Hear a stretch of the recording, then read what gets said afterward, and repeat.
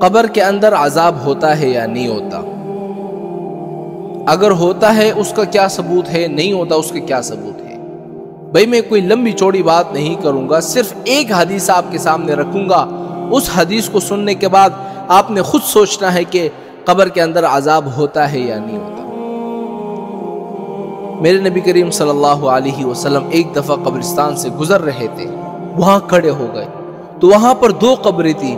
تو آپ نے صحابہ سے فرمایا انہما یعذبان، ان 2 قبر والوں کو عذاب ہو رہا ہے.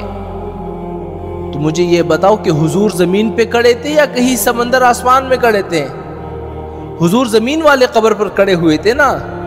اور اللہ نے حضور کو یہ بھی علم دیا کہ ان کو عذاب کیوں ہو رہا ہے، کس وجہ سے ہو رہا ہے.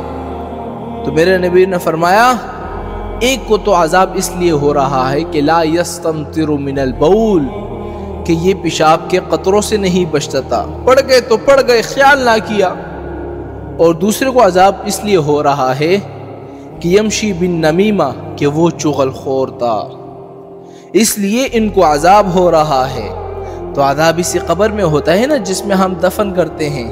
یہ سب سے بڑی دلیل ہے میرے حضور پاک کی کہ آپ نے خود فرمایا کہ ان دونوں قبر والوں کو عذاب ہو رہا ہے. تو پھر میرے نبی نے صحابہ کو حکم دیا کہ جاؤ وہ سامنے کھجور کی شاخیں ہیں نا، اس کو توڑ کے لاؤ. صحابہ گئے، کھجور کی جو شاخیں ہوتی ہیں، پتے، ان کو توڑ کے لائے. حضور نے بیچ سے یوں چیرا اور ایک کو اس قبر پر لگا دیا، دوسرے کو اس قبر پر لگا دیا، اور فرمایا کہ جب تک یہ تر و تازہ ہے، ہر چیز اللہ کا ذکر کرتی ہے تو یہ بھی اللہ کا ذکر کرے گی، شاید ان کے عذاب میں کوئی تخفیف ہو جائے، کوئی آسانی پیدا ہو جائے. لیکن یہ جو ہماری برادری ہے نا، اللہ اکبر، اللہ ان سب کو ہدایت دے.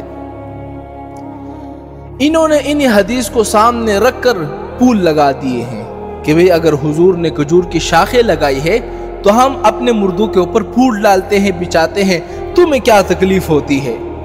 یعنی وہ یہ سمجھتے کہ معنی یہ ہے کہ ہر چیز اللہ کا ذکر کرتی ہے تو یہ پھول بھی تو اللہ کا ذکر کرتے ہیں نا، اس لیے ہم مردے کے اوپر پھول ڈالتے یا بچاتے ہیں.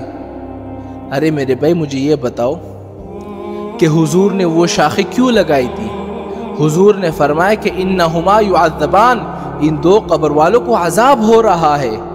تو مجھے یہ بتاؤ کہ تم لوگ جس مردے پر پھول ڈالتے یا بچاتے ہو، کیا تم لوگوں کو بھی یہ پتہ ہوتا ہے کہ ان کو عذاب ہو رہا ہے؟ اس لیے ڈالتے ہو کہ شاید ان کے عذاب میں آسانی پیدا ہو جائے. اگر یہی تمہارا عقیدہ ہے تمہیں مبارک ہو.